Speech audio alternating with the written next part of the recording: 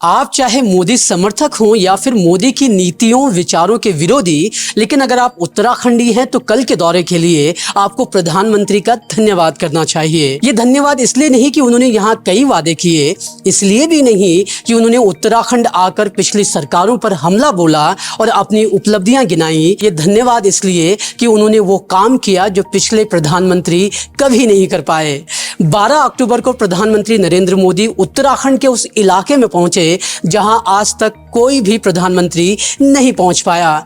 नरेंद्र मोदी पहले प्रधानमंत्री हैं जो इस इलाके में पहुंचे और यही सबसे अच्छी बात है।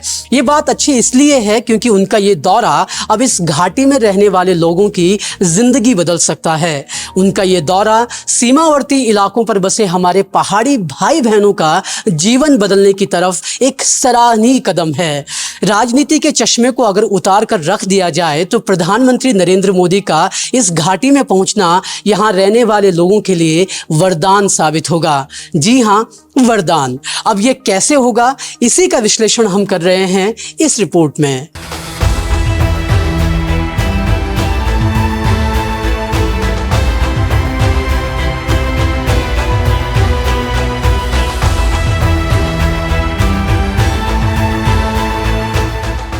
इससे पहले कि हम आपको पीएम मोदी के दौरे के फायदे गिनाएं, सबसे पहले आपको बताते हैं कि 12 अक्टूबर को जब प्रधानमंत्री नरेंद्र मोदी यहां पहुंचे तो उन्होंने किया क्या। प्रधानमंत्री नरेंद्र मोदी 12 अक्टूबर को उत्तराखंड के एक दिन के दौरे पर थे। प्रधानमंत्री मोदी ने सुबह 9 बजे पिथौरागढ़ में कैलाश व्यू पॉइंट से आदि कैलाश के दर्शन किए। ये वही व्यू पॉइंट है जो जोलिंगकोंग के इलाके में है और जहां से कैलाश पर्वत साफ नजर आता है। जिस तरह प्रधानमंत्री ने यहां से कैलाश पर्वत के दर्शन किए, उसी तरह आम श्रद्धालु भी अब कर पाएंगे। अब श्रद्धालुओं को चीन के कब्जे वाले तिब्बत जाने की जरूरत नहीं होगी। प्रधानमंत्री मोदी ने यहां स्थित पार्वती कुंड में पूजा अर्चना भी की। ये वही क्षेत्र है जहां से चीन की सीमा महज 20 किलोमीटर की दूरी पर है। इस तरह प्रधानमंत्री मोदी देश के पहले पीएम बने जिन्होंने उत्तराखंड से लगी भारत चीन सीमा पर आदि कैलाश पर्वत के दर्शन किए। कैलाश पर्वत के दर्शन के बाद पीएम गूंजी गांव पहुंचे। गूंजी गांव के बाद उन्होंने अल्मोड़ा में जागेश्वर धाम पर माथा टेका और फिर प्रधानमंत्री मोदी ने पिथौरागढ़ में लोगों को संबोधित किया और विपक्ष पर निशाना तो साधा ही, साथ ही अपनी सरकार की उपलब्धियां भी गिनाई। अब आते हैं हमारे असल मुद्दे पर। हमने क्यों कहा कि आपको प्रधानमंत्री के इस दौरे की तारीफ करनी चाहिए, उसका जवाब अब आपको देते हैं। प्रधानमंत्री देश के और उत्तराखंड के उस हिस्से पर पहुंचे थे जहां पर आज भी बेसिक फैसिलिटीज का अभाव है। धारचूला से 70 किलोमीटर दूर और 14,000 फीट ऊपर बसा है गूंजी गांव। गूंजी व्यास घाटी की उस सुरक्षित जमीन पर है जहां न भूस्खलन का खतरा है और न ही बाढ़ का। अभी यहाँ 20 से 25 परिवार ही रहते हैं जो बमुश्किल अपना खर्च चला पाते हैं। यहाँ के लोगों के लिए साल में बमुश्किल पहुंचने वाले गिनती के यात्रियों से ही कमाई हो पाती है। ऐसे में इनके लिए पलायन करना या फिर बमुश्किल अपना खर्चा चलाना ही विकल्प हो जाता है। प्रधानमंत्री के महज कुछ घंटे यहाँ बिताने से एक तरह से पर्यटन स्थलों के मानचित्र पर यह स्थान उभर कर आ गया है। इससे यहाँ टूरिज्म बढ़ने की पूरी संभावना है और अगर सब कुछ ठीक ठाक रहा और सरकार ने वाइब्रेंट विलेज के तहत इस गांव के विकास के लिए जो प्लान सोचा है और वो पूरा हो जाता है तो ये एक बहुत बड़ा टूरिस्ट हब बन जाएगा। दरअसल वाइब्रेंट विलेज प्रोग्राम के तहत ऐसे ही सीमावर्ती गांवों का विकास किया जा रहा है। कैलाश व्यू पॉइंट, ओम पर्वत और आदि कैलाश के दर्शन के लिए आने वाले श्रद्धालुओं का धारचूला के बाद यही सबसे बड़ा और अहम पड़ाव होगा। यहाँ बड़े यात्री निवास होटल बनेंगे, भारतीय टेलीकॉम कंपनियों का नेटवर्क भी मिलेगा, गांव में होम स्टे बढ़ाए जाएंगे और इस गांव को अगले 2 साल में बड़े धर्मनगर शिवधाम के रूप में विकसित किया जाएगा।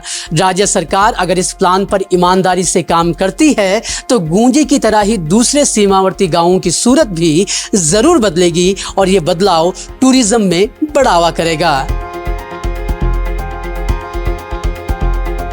आमतौर पर उत्तराखंड के 4 धाम ही काफी ज्यादा फेमस हैं, लेकिन प्रधानमंत्री मोदी की विजिट के बाद ये भी श्रद्धालुओं की लिस्ट में शामिल हो सकता है।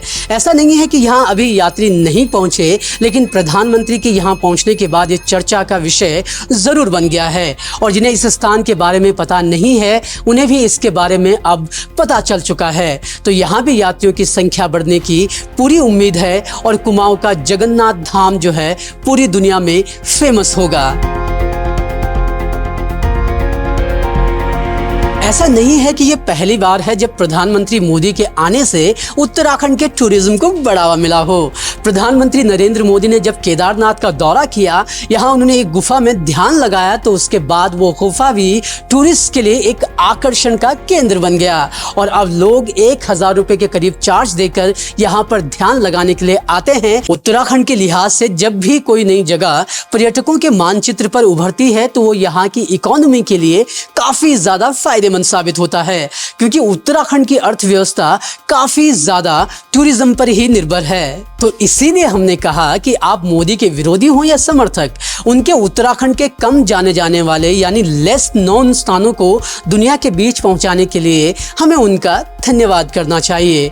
एक प्रधानमंत्री के तौर पर नरेंद्र मोदी हमारे इन लेस नोन जगहों के ब्रांड एम्बेसडर साबित होते हैं और जब एक प्रधानमंत्री आपका ब्रांड एम्बेसडर हो तो उस जगह की लोकप्रियता बढ़नी तय है। और इस बार आदि कैलाश से प्रधानमंत्री मोदी ने जिस कैलाश पर्वत के दर्शन किए वो भी कई रहस्यों से भरा पड़ा है, लेकिन इन रहस्यों में कितनी सच्चाई है?